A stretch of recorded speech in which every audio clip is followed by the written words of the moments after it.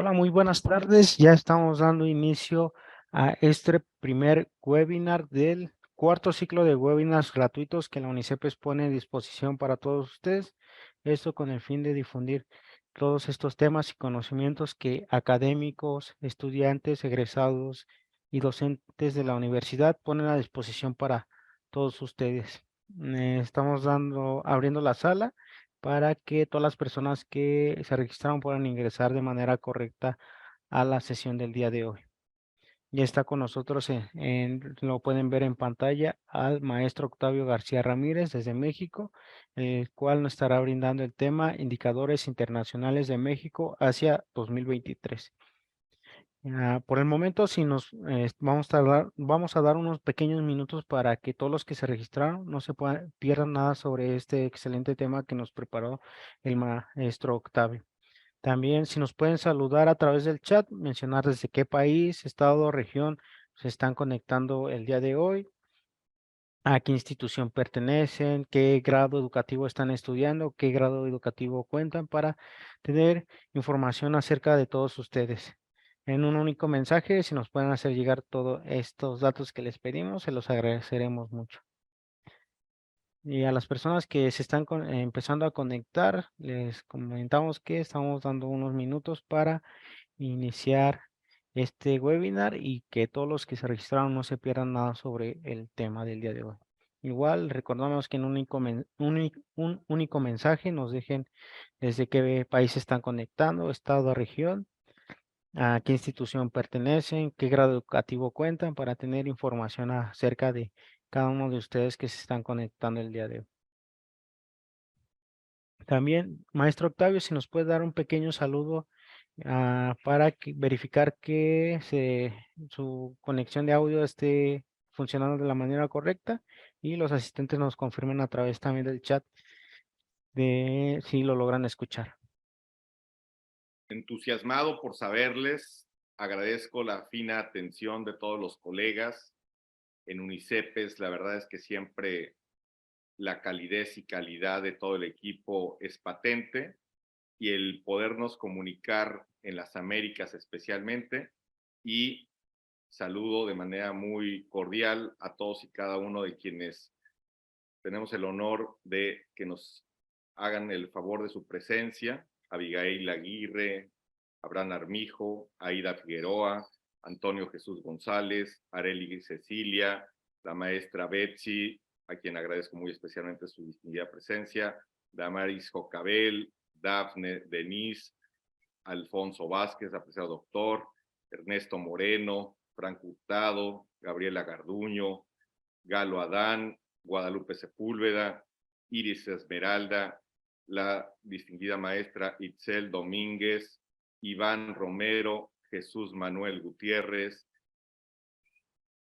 don Roberto Villacres, espero haberlo pronunciado bien, José Andrade, José Zavala, Juan José Coto, Kenia Arellano, Lina Andrea, María Almanza, María del Refugio, María de Carmen Reyes, Mercedes Murillo, Modesta Díaz, Natalia de Ávila, don Nicolás Enrique, Patricia Jara, don Pedro Muñoz, Rosalba Lima, Idalia Noemí, Yesenia Pérez, Alma García, Delia Arroyo, don Héctor Rojas, Inocencio Mario, Toribia Duarte, Rocío Espinosa.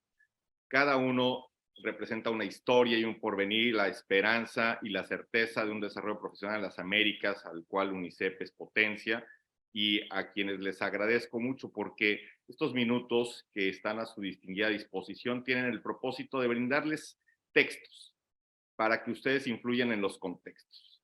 Ustedes son especialistas en los temas y el desafío es que transformemos los sistemas para un bien intergeneracional. Esto es, cada vez que uno estudia una licenciatura, una maestría, un doctorado, se abren puertas tanto dentro de la generación como en las siguientes generaciones. Así que cuenten con un aliado humilde desde Mérida, Yucatán, a su entera disposición. Muchísimas gracias. Muchas gracias por el saludo. Si los asistentes si nos pueden confirmar a través del chat si no lograron escuchar a la perfección al maestro Octavio para en un par de minutos dar inicio con el tema del día de hoy en este cuarto ciclo de webinars gratuitos. Agradecemos a todos los asistentes que nos están saludando desde Campeche, México,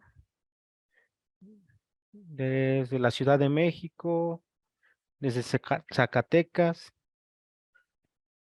de la ciudad de Irapuato, Guanajuato, de Monterrey, Nuevo León, desde Estados Unidos, nos están dejando en el chat que se están conectando el día de hoy, a todos los, desde Veracruz, México, Argentina, Sonora, Ecuador, nuevamente Ecuador y Venezuela, a todos los que nos están dejando en el chat de su país donde se están conectando el día de hoy, muchas gracias por brindarnos estos saludos que nos hacen llegar. También les comentamos que se les mandó una pequeña presentación a sus correos que probablemente les pueda servir o les va a servir para este webinar del día de hoy, por si gustan descargarlos y bueno, el ponente, el maestro Octavio, les dará indicaciones cuando comience su tema.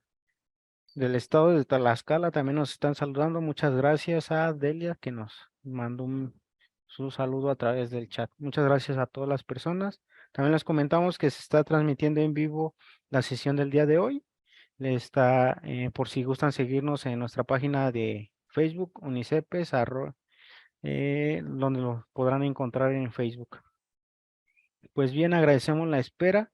A nombre de la Universidad Centro Panamericano de Estudios Superiores, le damos la más atenta bienvenida a este cuarto ciclo de webinars gratuitos 2022, con el primer tema que se llevará a cabo el día de hoy, el cual lleva por nombre Indicadores Internacionales de México hacia 2023, impartida por el académico de la UNICEPES, el maestro Octavio García Ramírez. Y antes de comenzar, les leí un poco sobre la experiencia profesional y académica del maestro Octavio. Él es maestro en Gobierno y Políticas Públicas por el Instituto Ortega y Gasset de México. Es economista por la UNAM, certificado en Economía Aplicada y cuenta con un diplomado en Inclusión Social por la OEA. Derechos Humanos, Derecho Electoral, Federalismo en la Reforma del Estado, Relaciones Internacionales, Derecho Parlamentario Comparado por la Universidad Estatal y Desarrollo Social por la UNAM. En 2021 concluyó el Máster Iberoamericano en Compliance por la Universidad de Salamanca. Él centra su atención en los mecanismos de gobernanza, multilateralismo y vinculación de políticas públicas para la consecución de Agenda 2030. Ha cursado programas de formación sobre políticas de juventud en British Organizaciones Juveniles y Ciudades Inteligentes por la Fundación Friedrich Neumann para la Libertad, partidos políticos por la National Democratic Institute, empleo juvenil por la Organización Nacional Internacional de Trabajo, América Latina y el Caribe de la Unión Europea por el Senado de la República del Instituto Ortega y Gasset. Democracia y Elecciones por el Instituto Interamericano de Derechos Humanos y Migraciones Internacionales por OIM.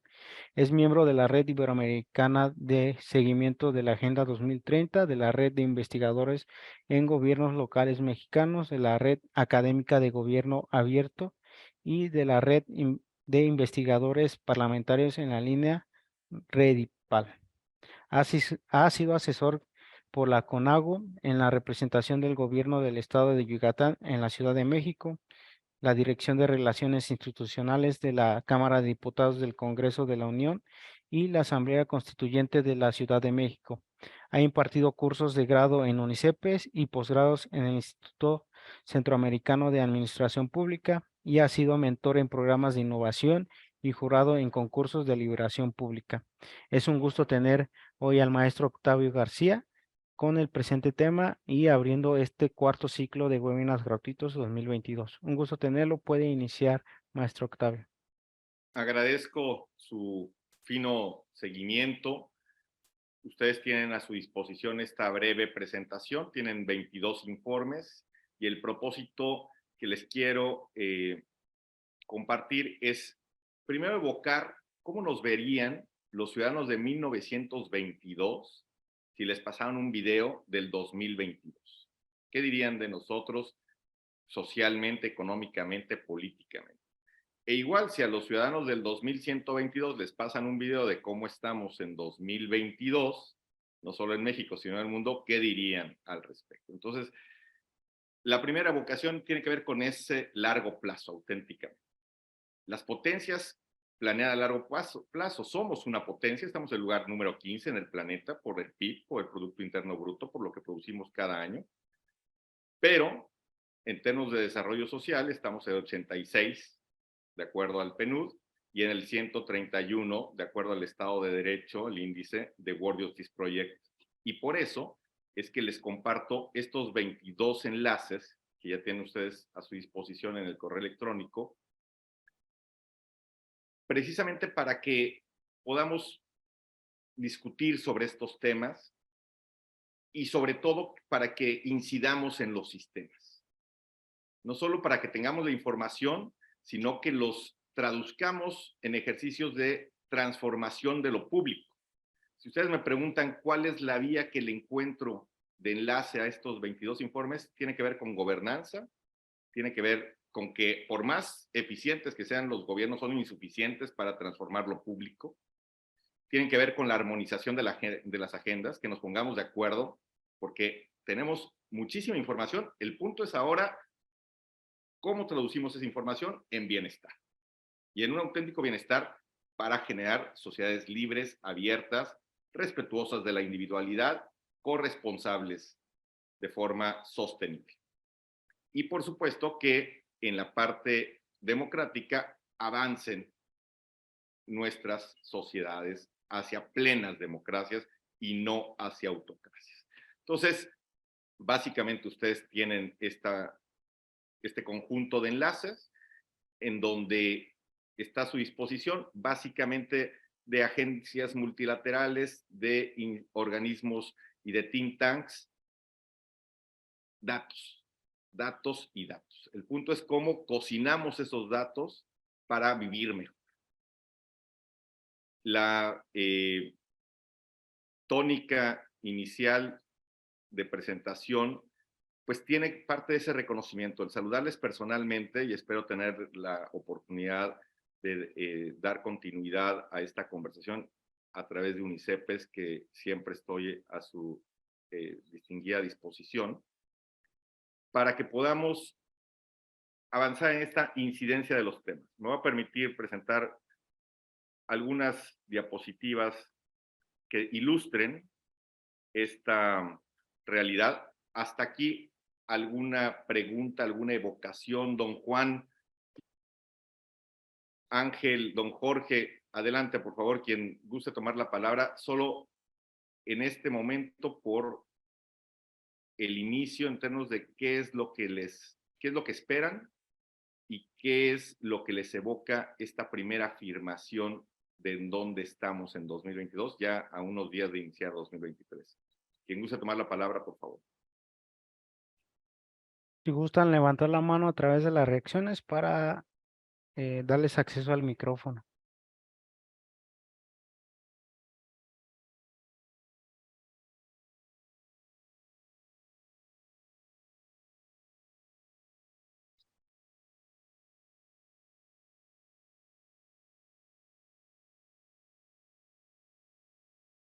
Don Jorge, ¿alguna aseveración que quiera formular? Por favor, lo saludo con gusto. Enseguida le activan el micrófono.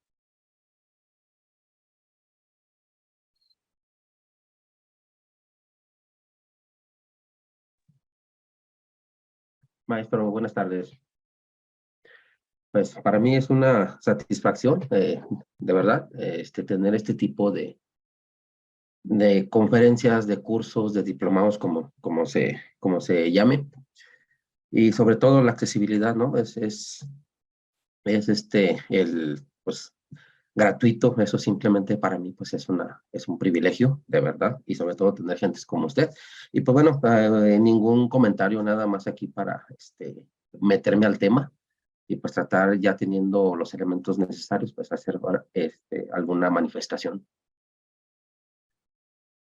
Muchas gracias. Así como el siglo XX fue el del financiero, el capital financiero lo clave, el XIX lo industrial, el XXI es el capital humano. Entonces, cuando tú tienes universidad que está hecha para ampliar el conocimiento, lo que tenemos como desafío es una transformación de la economía. O sea, estamos construyendo la economía del conocimiento, la economía de la innovación, la economía de la creatividad.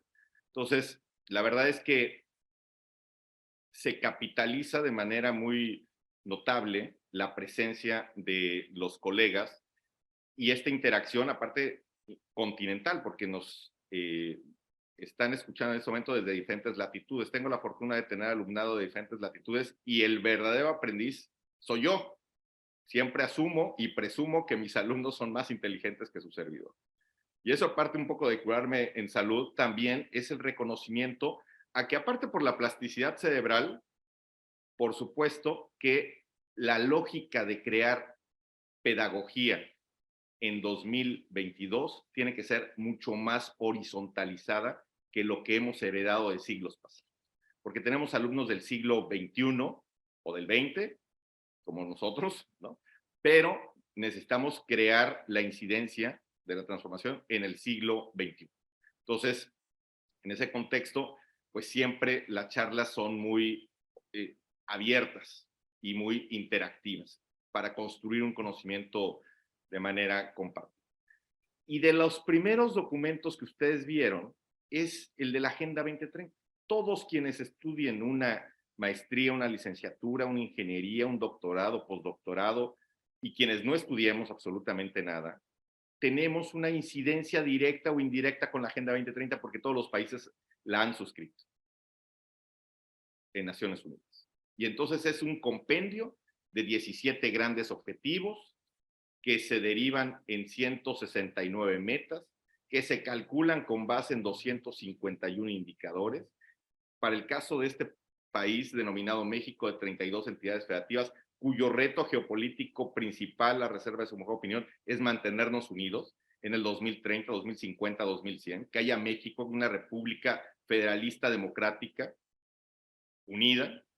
Y bueno, este es el mapa de cómo vamos. Adi Carrera, investigadora apreciada, es quien mejor ha mapeado el tema de los objetivos de desarrollo sostenible, en el caso no solo mexicano, sino latinoamericano, y ella ha aportado mucho al informe nacional voluntario, ya es el tercero que México rinde en Naciones Unidas, y bueno, así vamos por entidad federativa, por región, y por municipio, y por alcaldía en el caso de la Ciudad de México. Se dice que son 3 órdenes de gobierno, ¿no? Federal, estatal, municipal. Se debe considerar, ya lo dijo la Suprema Corte de Justicia, el orden constitucional y el orden de la Ciudad de México, porque la Ciudad de México tiene una configuración distinta a las entidades federativas. Entonces, es menester, es necesario que todos sepamos que existe la Agenda 2030, que asumamos que no solo está en el marco de la planeación, entre comillas, institucional, gubernamental, sino que es parte del referente interorganizacional, desde los sindicatos, desde las empresas, desde las universidades. Tuve oportunidad de estudiar ahora en la pandemia un máster a distancia y la tesis la hice sobre la meta 17.14. El objetivo 17 son las grandes alianzas para el desarrollo y la 17.14 tiene que ver, la meta, con medir tanto vertical, esto es en los diferentes órdenes de gobierno, como horizontal, esto es el impacto con los sectores, la coherencia de las políticas públicas, si verdaderamente son sostenibles en México o no, si lo que estamos haciendo es coherente o no. Entonces, bueno, pues ahí, insisto, tenemos indicadores, el propósito es traducir estos indicadores en bienestar. Hasta aquí alguna pregunta que quieran formular sobre la Agenda 2030. Modesta, Areli, Frank, quien guste, por favor, es verdaderamente abierto el micrófono.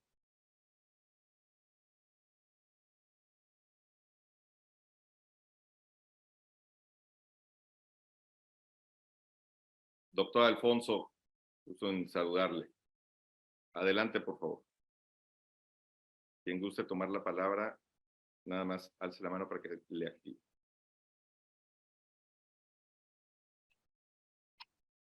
El otro elemento que quiero compartir a su disposición es específicamente que, si bien es cierto que somos la economía número 15 en el planeta, de 200 países prácticamente, pues de acuerdo al PNUD, nuestro índice de desarrollo humano está en el 86. Y ustedes van a encontrar diferentes informes periódicamente, destaqué este, que tiene que ver con este enfoque de la gobernanza precisamente. En un contexto latinoamericano, dice el informe, donde estamos en una doble trampa, de alta desigualdad y de bajo crecimiento. Mapear cómo estamos en términos de lo multidimensional, midiendo la relación pobreza-riqueza. Digamos, tenemos que potenciar nuestro discurso también sobre cómo dejar de mantener esos niveles de bajos ingresos, para decirlo con toda precisión, y potenciar nuestra riqueza, así como potenciar nuestras capacidades y habilidades en términos del desarrollo humano. Entonces, bueno, si depende de lo que mapeemos, vamos a obtener diferentes registros. Entonces, aquí alguien... muchas gracias, don Alfonso, un gusto. Igual María Inés del Sindicato Nacional de Trabajadores de la Salud. Muchas gracias, Mari Carmen Reyes. Y la salud y la educación, pues son precisamente los indicadores clave del índice de estado, del índice de desarrollo humano. Entonces, si verdaderamente nos importa el desarrollo humano, necesitamos potenciar, como la pandemia lo ha demostrado, nuestro compromiso real, no solo discursivo, con la salud, con la educación y, por supuesto, con la seguridad. La seguridad que es clave para vivir en paz, porque podemos tener altos niveles de crecimiento económico, incluso de desarrollo económico, pero si la paz se rompe, si la armonía se rompe, pues ya todo lo demás se complica automáticamente. El índice global de paz que genera el Instituto de Economía y de la Paz es una de las herramientas clave para visualizar. Los mejores índices los tienen los verdes, los rojos son las posiciones más críticas. Y bueno, este tercer elemento me hace pensar en que en realidad estamos visualizando que hay un ecosistema de indicadores que incluso se toman en cuenta para tomar decisiones de inversiones. La tercer gran forma de medir la economía, no solo el PIB, no solo el índice de desarrollo humano, tiene que ver con qué tan felices nos hacen las decisiones que tomamos. Y bueno, México generalmente está bien calificado. Podemos decir que necesitamos mejorar nuestra organización, pero que en felicidad estamos bien. El punto es qué tanto se explica estos niveles de felicidad que declaramos. Primero, en los azules, ustedes ven, por el PIB per cápita. El segundo, los corales, por qué tanto la sociedad nos soporta en términos de la confianza, digamos, el acompañamiento social que tenemos. Los verdes tienen que ver con la expectativa de vida, de bienestar, en lo general, la calidad de vida. Los amarillos con qué tanto tenemos libertad para tomar nuestras decisiones, así como los rojos, cómo apreciamos la generosidad en la sociedad, los morados, cómo está el tema de la percepción de integridad frente a la corrupción y la capacidad de construir nuevos futuros, los futuribles. Qué tan viable es hacer el futuro en esa ciudad o en ese espacio donde habitamos. Hasta aquí es la parte social de indicadores que básicamente ustedes tienen actualizados en la presentación que tienen a su disposición. La parte de economía, que tiene que ver no solo con la capacidad de reactivar la economía, sino de reconstruir la economía después de la pandemia. Y esto después de la pandemia es un eufemismo, porque Europa está en el 8º pico, nosotros ya no sabemos en qué pico estamos, pero lo que sí sabemos, los máximos saludos desde Perú, es que ha sido una catástrofe mundial, una catástrofe humana, y que pues debe de hacernos entender que debemos operar de manera distinta, decidir de manera distinta. Yo soy economista y el sesgo que tengo es que soy liberal, lo que significa que creo fundamentalmente en que la libertad fundamente, valga la expresión, sea la base de las decisiones que nos hagan solidarios, corresponsables en sociedad. Las mediciones que México tiene al respecto del índice de la Fundación Heritage para el año más reciente que se encuentra disponible es que estamos en el lugar 65. Invito a revisar cada uno de los indicadores, la metodología. No hay metodología perfecta, no hay indicador perfecto, simple y llanamente son distintos, pero es interesante ver cómo se construyen estos indicadores y cómo llegamos a ciertos resultados. En estos amarillos nos encontramos y bueno, las economías más libres son las verdes y las más controladas, las naranjas y las rojas. Entonces, cada vez que tomamos una decisión en materia económica, bueno, pensar si eso abona a la libertad o al control. Para reflexión, pues el Foro Económico Mundial generalmente, ustedes recordarán que en Davos se reúne a principios de año, la pandemia recalendarizó ahí las reuniones, pero seguramente que se retomarán. Les invito a revisar permanentemente la generación que genera, la información que genera el Fondo Monetario, el Foro Económico Mundial.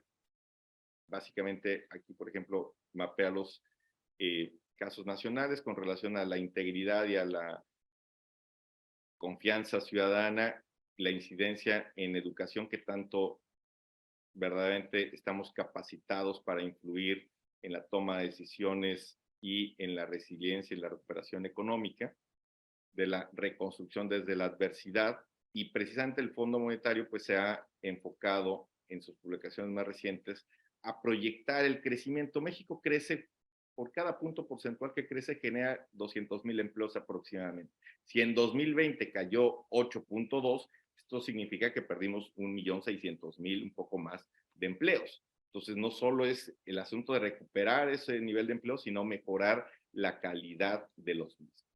Y si ustedes visualizan las tendencias del Producto Interno Bruto, de la inflación, que por cierto tenemos una estanflación en el planeta, pero otras la pandemia y otra la invasión rusa a Ucrania, parte de las causas, vemos que la parte estructural, esto es, si seguimos dejando que la economía fluya como inercialmente se proyecta, pues los resultados van a ser insuficientes. Entonces, verdaderamente requerimos cambios de fondo para mejorar los resultados en el contexto de América Latina y el Caribe, pero bueno, pues vis a vis las otras regiones, porque pues hay una interacción permanente. El Banco Mundial igual nos brinda de información, porque al final del día no solo es el Banco Mundial, es nuestro banco. Recordemos que todos los organismos internacionales pues son financiados por los ciudadanos, que al final del día sostienen a los gobiernos, quienes vía los gobiernos, las administraciones aportan a los organismos multilaterales. Y elegí este informe del banco precisamente con relación, de nueva cuenta, al concepto de gobernanza, de cómo los individuos, sociedad civil, la academia, los gobiernos, las organizaciones internacionales, el sector privado, podemos y debemos traducir esta generación de datos al desarrollo a través de una sofisticación de sistemas nacionales e integrados de datos. Baste recordar el caso de Costa Rica, que tuvo un hackeo por piratas, particularmente en su parte fiscal al inicio, y bueno, la filtración en términos de seguridad que han tenido algunos países, entre ellos Chile y México. En fin, por eso es que necesitamos fortalecer, volvemos al concepto, capas de gobernanza en los órdenes interactivos, en los órdenes nacional e internacional. Por ejemplo, una medida asertiva. Todos los gobiernos deben de estar interoperados.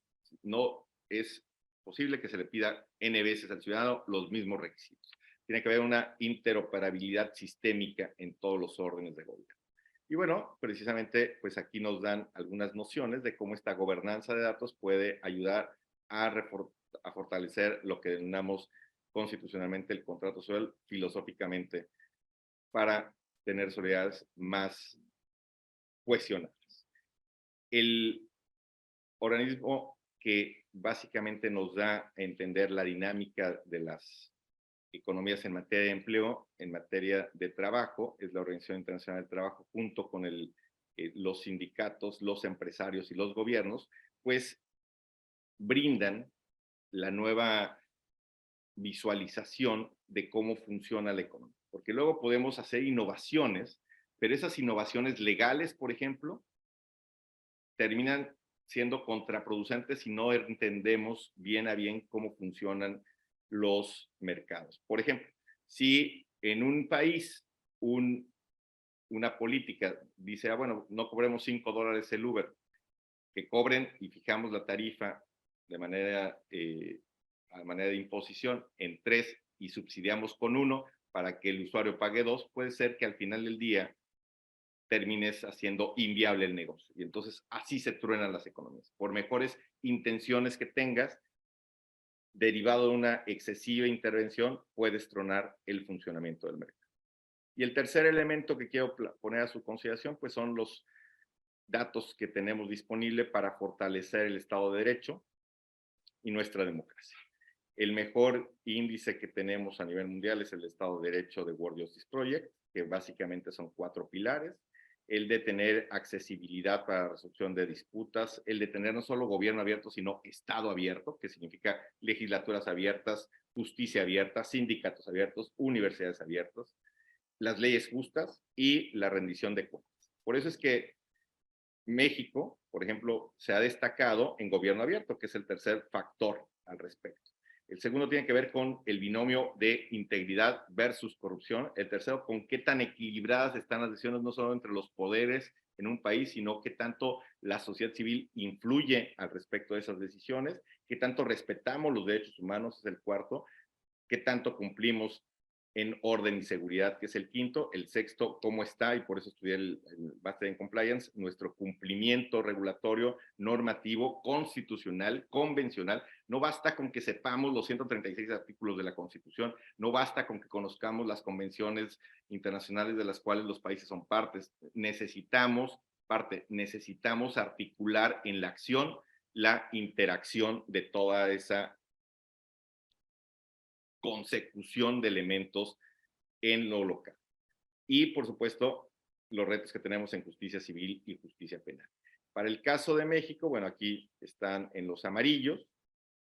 América Latina en lo general está así, ¿no? Tendríamos como una ruta. Al final del día, lo que esto nos sirve es para tener rutas de hacia dónde vamos y hacia dónde queremos ir y hacia dónde podemos ir. La visualización de México ya en la medición más reciente, está en el 131 de 140, cosa que, pues, simple y llanamente nos debe de poner a prueba de nuestra manera en cómo, primero, nos ponemos de acuerdo y segundo, qué estamos haciendo para medir y para fortalecer de base cada uno de los elementos de nuestra toma de decisión. Aquí viene cada uno de los factores explicado por subfactor. Y para el caso de las entidades federativas, donde Yucatán había estado en primer lugar, ahora en la versión más reciente que ustedes tienen a su disposición ya está en Querétaro en primero. Y bueno, The Economist genera este índice de democracia en donde estamos, en vez de una democracia plena, que serían las azules, estamos transitando en un régimen híbrido en la versión más reciente. En el caso del indicador que más me preocupa de todos es el de la cultura política. En el caso mexicano, porque estamos en 3.3. Por eso bromeo y digo que es más fácil ser licenciado o ingeniero, porque eso nos va a dar una cédula, que ciudadano. Entonces, a pesar de que estamos en el ranking 72 con un 7.83 en proceso electoral y pluralismo, un 5.71 en funcionamiento del gobierno, un 7.78 en participación política o un 5.88 en libertades civiles, nuestra cultura política está en 3.3. Entonces, eso me preocupa sobre todo. Entonces, necesitamos a consumidores y a productores responsables y necesitamos a ciudadanos corresponsables con lo público. Y bueno, pues aquí el contexto latinoamericano. La Casa de la Libertad igualmente genera de forma anual el índice de libertad al respecto, cómo se han comportado los países en vez de que transitemos a los verdes, pues estamos ahí en el amarillo, en el caso mexicano. Les invito a revisar cada uno de los casos nacionales. La mayoría, si somos libres, más o menos libres o nada libres, es la medición que genera este informe. Y finalmente, el punto de Latinobarómetro, que es la medición sistemática más importante desde los 90. Marta Lagos es la directora, lo tienen en Chile la sede, Corporación Latinobarómetro. Saludos a nuestros colegas chilenos, ya nos contarán lo que se ha vivido con el proceso constituyente. Y bueno, las encuestas explican mucho decisiones que en los países se toman después. ¿Qué tanto verdaderamente apoyamos o no la democracia? ¿Qué tanto simpatizamos o no con un régimen autoritario a cambio de beneficio de corto plazo? Etcétera. Me parece que eso es importante tenerlo presente, y hasta aquí quiero dejar esta primera intervención.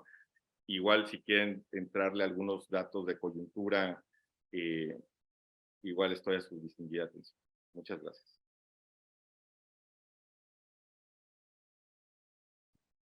Gracias, maestro Octavio. Y si existe alguna pregunta, a favor de dejarlo en el chat o bien levantar la mano a través de las reacciones de la plataforma.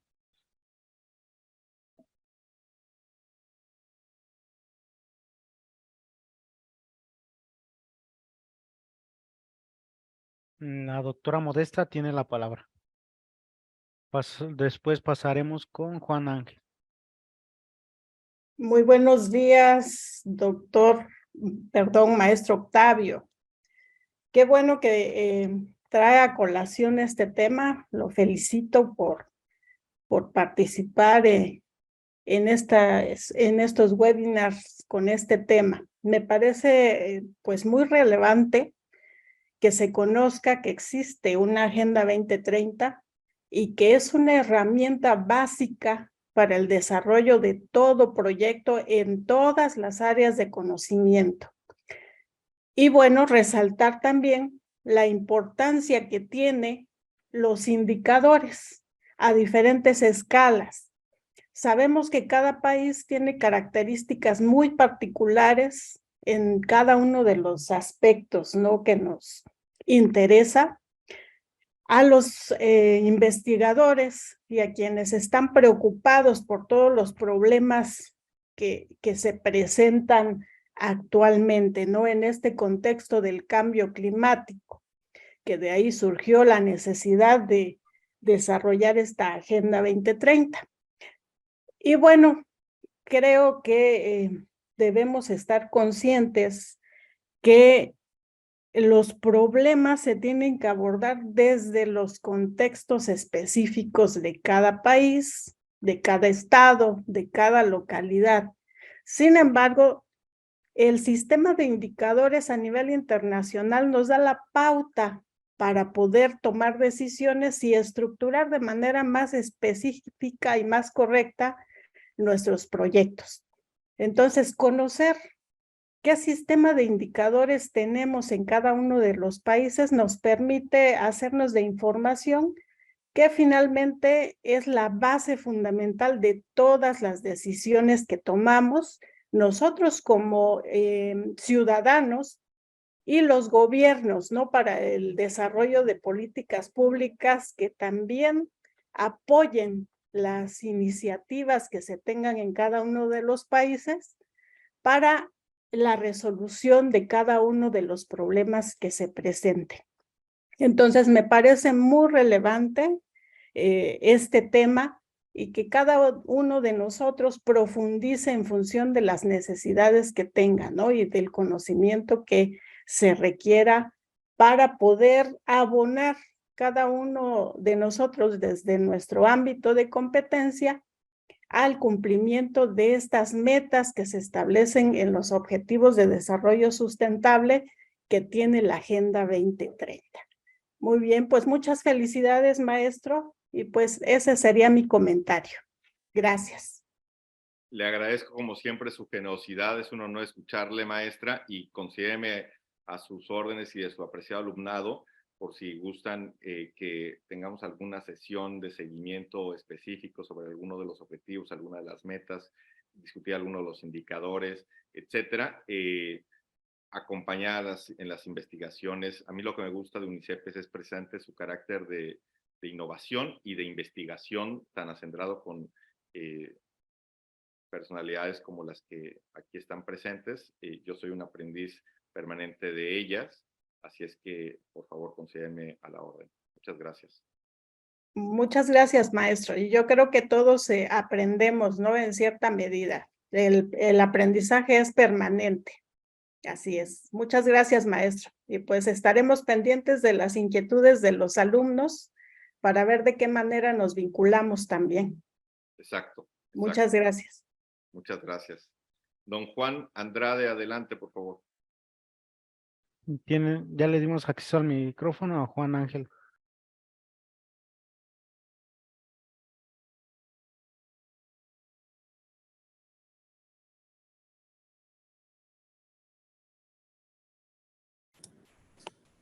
Muchas gracias. ¿Sí me escuchan? Perdón. Perfectamente, don Juan. Perfecto. Muy bien, pues maestro Octavio, muchas gracias por la presentación. Realmente bastante información muy positiva, y nosotros como universitarios pues debemos estar acorde con los objetivos de la ONU, con los 17 objetivos. Son muy importantes porque pues ya nuestro planeta ya no soporta, ¿verdad?, de cuestiones ambientales. Estamos en una etapa, ¿verdad?, en la cual ya es justo realizar algo.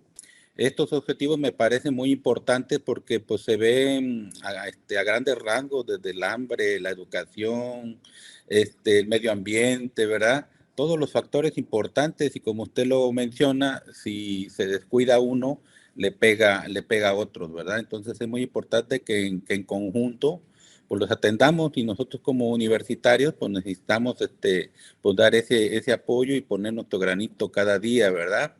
Y pues estamos estudiando aquí en UNICEPES, y con ello queremos pues de una forma colaborar con todo ello, ¿verdad? Porque pensamos que es para el bienestar, pues no nada más nacional, sino mundial. Muchas gracias, doctor. Completamente. Muchas gracias, don Juan, por el doctorado. Me comprometo a cursarlo. Y el punto es efectivamente que cuando generalmente se hacen estas reflexiones de perspectivas, se atiende mucho a la coyuntura. 2022, 2023, 2023, 2024, etcétera. Entonces, el punto es enrolarnos en los canales para que todos tengamos como las vías de actualización permanente. Decía Einstein que no había que saberlo todo, sino que había que saber dónde está la biblioteca. Y en este caso, la biblioteca, pues también ya mucho se ha virtualizado, pero pues el punto es estar en contacto con los think tanks respectivos en los países, con los congresos nacionales e internacionales que nos convoquen a escribir, a discutir. Ahí UNICEF siempre tiene una dinámica muy interactiva. Con qué colegas estar dialogando, en qué otras latitudes, con las mejores actitudes, etc. Entonces, comparto, don Juan, le agradezco mucho su aporte. Saludamos también a don Ricardo García Jiménez, quien desde la Mixteca oaxaqueña menciona que la importancia de los indicadores en cualquiera de las áreas o disciplinas son importantes debido a que estos, como datos duros, son la base que permite teorizar sobre problemáticas particulares a fin de argumentar, describir, explicar o vaticinar el desarrollo de un tópico en particular. En el caso de la Agenda 2030, en la dimensión de desigualdad entre hombres y mujeres, se debe partir de datos particulares para el análisis del fenómeno. Y sí, efectivamente, pues que nos llevemos mejor, ¿no? Que hagamos estas alianzas para ganar, ganar, ganar, que va más allá del ganar, ganar tradicional. El ganas tú, gano yo, ganamos todos, con base en programas de cumplimiento, con base en integridad, porque suena mucho 2030, pero son 8 años. Estamos a mitad del camino. Recordemos que el antecedente son los objetivos de desarrollo del milenio, y si vemos 8 años, pues son 96 meses. Y si lo vemos en términos de días o de semanas, son 400 semanas. Entonces, en realidad, ¿qué tenemos que hacer en la semana 400, 399, 398, etcétera? Ahora, para efectos de la planeación estratégica personal de cuando uno estudia una licenciatura, maestría, un doctorado, bueno, si me titulo en 2025 y faltan 20 meses, bueno, ¿qué debo hacer en el mes 20, 19, 18, etcétera? Para potenciar con mis compañeros, no solo compartir una asignatura, un curso, sino hacerlos aliados para proyectos productivos, sociales, económicos, administrativos, políticos, etcétera, ¿no? Me parece que esta interacción es vital, no solo dentro de los gremios, sino intergremial. La parte interdisciplinaria, que a ti como sociólogo te sea útil la formación del abogado y viceversa. Entonces, me parece que estamos en una coyuntura útil, ¿no? Hay muchos otros indicadores que se pueden citar, por ejemplo, en calidad de la democracia también está uno que genera una de las fundaciones alemanas, otra de las fundaciones alemanas, que es la Konrad Adenauer, que es el Índice de Desarrollo Democrático. Yo soy más liberal demócrata, entonces tengo digamos, más apertura por el tema del Estado de Derecho, libertades, respeto a los derechos humanos, y de las fundaciones alemanas con quien más tengo contacto es con la Fundación Naumann, Friedrich Naumann, y a todas las fundaciones las recomiendo seguir porque al final del día son aliados de causas importantes que como mexicanos podemos potenciar. Tenemos nosotros, ya sabemos, una posición geopolítica estratégica, y pues el reto es que armonicemos nuestra agenda en lo interamericano, lo latinoamericano, regional, con nuestra relación con Europa, con Asia-Pacífico, etc. ¿Alguien más que desee aportar? Abigail, Aguirre, Areli, Mari Carmen, Jesús, Natalia, Mercedes, maestra Betsy, un honor. A los asistentes que deseen realizar alguna pregunta, a favor de levantar la manita o dejar su pregunta a través del chat para que el maestro Octavio nos apoye respondiendo su pregunta, duda o inquietud.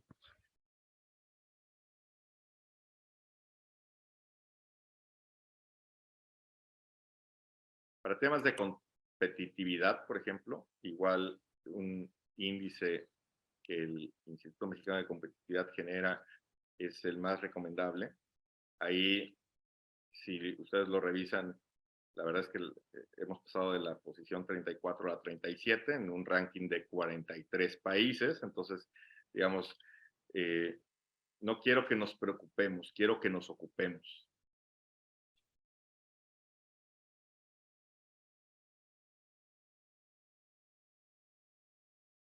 Don Juan José, Patricia, don Iván, Alma, Margarita. Me parece que no hay alguna otra pregunta. Ah, sí, Yesenia pregunta, ¿qué indicadores están trabajando para la disponibilidad de agua para todas y todos? Bueno, ahí usted, digamos, el parámetro con el cual está fundando y fundamentando su pregunta tiene que ver con el acceso y con esta cuestión de apertura de todos y todas. Eso implica varias consideraciones.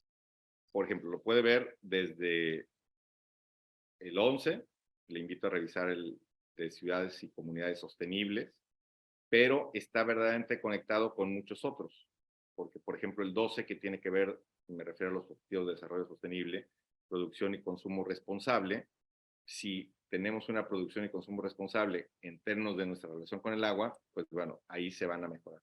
La metodología que sugiero para responder esta pregunta y que usted derive investigaciones al respecto es elegir, y bueno, por ejemplo, específicamente el objetivo número 6 de agua limpia y saneamiento, y revisar las metas que tiene este objetivo número 6 y los indicadores que al final del día se generan con base en ese cumplimiento. Y básicamente son en dos ámbitos, tanto en lo interno como en lo externo. En lo interno son 6 o 7, que tiene que ver con la integración de la gestión como una cuestión clave dentro de la estrategia, incluso de negocios y de política pública. Establecer y comprometerse públicamente con reducción de consumo hídrico en un contexto. O sea, no solo basta decir, bueno, estos son los grandes indicadores, sino necesitamos aterrizar desde lo local y los ecosistemas. Generar, por ejemplo, sistemas de gestión ambiental certificados. Entonces ya, si vamos viendo, ya cada vez es más fino, ¿no? Porque ya tienes que entrarle ahí a la conciencia, a la formación de colaboradores, de proveedores en las empresas para tener un uso eficiente, una gestión sostenible, el uso de productos químicos en los procesos de fabricación que sean compatibles, amables, etcétera, ¿no? Todo el tema de las aguas residuales, el abastecimiento en términos de tecnología, que sea no solo para el saneamiento y higiene de la calidad del propio líquido vital, etc., ¿no? Y en el ámbito externo, pues reducir la huella hídrica que se conoce. Esto es cuánto estamos gastando de agua para producir un producto o un bien. Entonces, digamos, ese es un indicador. ¿Qué tanto consumimos agua para generar la economía que estamos teniendo? Por eso es ahí todo la economía azul, digamos, toda la perspectiva que tenga que ver con hacer más racional nuestra relación con el líquido vital, con la reutilización, etc. Entonces, pues sí, me parece que al elegir un elemento clave como es el agua, pues ya podemos ir comprometiéndonos con estrategias específicas y relacionándonos también con los principios de, aplicables. Por ejemplo, ahí les invito a revisar el Pacto Mundial, ¿no? Porque tiene que ser una agenda no solo de Naciones Unidas, tiene que ser una agenda nuestra, tiene que ser una agenda de las empresas, de los sindicatos, de las universidades, de las asociaciones civiles, etc. Gracias, maestro Octavio.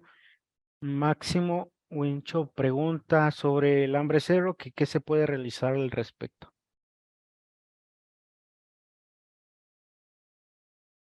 Ya, nada más para contestar metodológicamente, aquí ya es lo que vamos a concluimos con esta parte, don Eduardo, la pregunta que me hace. Reformule la pregunta, por favor. Sí, gracias, maestro Octavio. Sobre el hambre cero, Máximo pregunta qué se puede realizar al respecto. Pues sí, ese es el gran primero de los objetivos y en realidad recordemos que derivan de los ODM. Y cuando hablas o hablamos de hambre cero, tiene que ver con evitar las hambrunas, con garantizar que los sistemas de alimentos sean asequibles, alcanzables.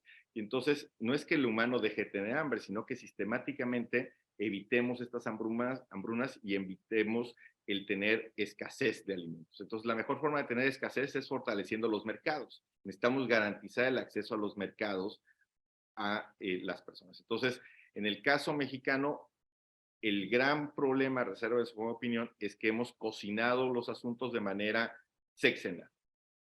De los 136 artículos que tenemos en la Constitución, la mayoría se han modificado y curiosamente el que más se ha modificado es el 73, que tiene que ver con las facultades del Congreso para legislar sobre otros temas. ¿A qué voy? Que cada 6 años hemos, desde 1934, reinventado o pretendido reinventar el país con base no en políticas públicas de Estado, sino en el mejor de los casos, en políticas gubernamentales de corto plazo que responden más al estado de ánimo que al ánimo de Estado. Entonces, en ese contexto, si solo nos pusiéramos de acuerdo en que, primero, de acuerdo a la pobreza multidimensional, tienes una capacidad disminuida, quien tenga capacidad disminuida para tener los 3 alimentos al día, está en esa situación de riesgo. Entonces necesitamos calcular el riesgo para poderlo bajar, no solo administrar. Entonces, no nos hemos puesto de acuerdo de qué estamos haciendo. El sexenio pasado teníamos una estrategia que funcionaba mejor en el sentido de tener comedores focalizados y de tener la denominada estrategia cruzada contra el hambre. Aunque estaba cuestionada desde un principio, lo importante es que no solo nos dediquemos a este juego de gobierno-oposición, como ha sido característico en los 30 años recientes, sino a un juego de ganar, ganar, ganar. Que todos los actores, todos los ciudadanos, con cargo, sin cargo, determinemos qué hacer con las políticas públicas para atender las problemáticas públicas. Gracias, Mercedes, maestro Octavio. muchas gracias. Mercedes, Murillo, exacto. realiza con respecto a la educación de nivel superior, ¿se trabajará algún indicador para dar mayor oportunidad de ingreso a tanto jóvenes que se quedan sin esa oportunidad? Menciona que trabaja para la Universidad de Guanajuato. Muchas gracias, maestra Mercedes. Saludos al Río de Guanajuato. Yo tengo un abuelo guanajuatense de Pénjamo. Y el punto es que no sabemos, tenemos 1,5 millones de jóvenes y niños que no han regresado a las aulas y no tenemos en el presupuesto de egresos de la Federación 2023 un programa destinado a ubicar a estos individuos, a estas personas, a cada uno de los niños, a cada uno de los jóvenes. Entonces, ese es el gran reto. No solo los que han querido entrar, sino los que ya estaban y no han estado. Entonces, ahí podemos hacer varias cosas. Primero, organizarnos desde lo municipal, desde lo estatal e influir en lo federal. La Conferencia Nacional de Gobernadores también tiene una comisión de educación. Los congresos estatales y de la Ciudad de México también. Entonces, mi exhorto y mi disposición es que también desde la academia aumentemos nuestro músculo de incidencia pública. Ustedes son los sabedores de qué se tiene que hacer con la educación. Entonces, capitalizaría esta pregunta de que generemos alguna estrategia precisamente para ubicar a cuántos jóvenes hay que reencontrar municipio por municipio y hacer que tengan toda la posibilidad a su disposición para reincorporarse o incorporarse a la escuela formal. No porque sea mejor o peor, grosso modo, simplemente porque sabemos que amplía las perspectivas de visión sobre los propios asuntos. Gracias por la respuesta, maestro Octavio. Antonio Jesús González pregunta, dice, maestro Octavio, en la explicación de los indicadores sobre inversión de capitales en México, actualmente el gobierno federal menciona que ha aumentado la inversión en nuestro país. Pregunta, desde los indicadores expuestos, ¿considera que es palpable o que los resultados se notan en la economía nacional? Gracias.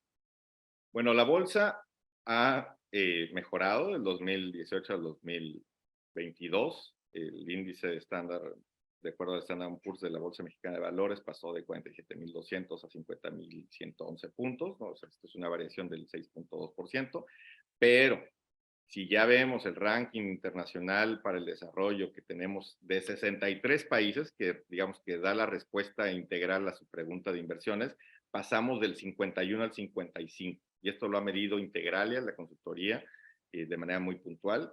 Aunque nuestro PIB cayó poco en este comparativo del cuarto trimestre al tercer trimestre del 0.35, digamos lo reciente, pues tenemos lo más preocupante es esta inflación de 8.4.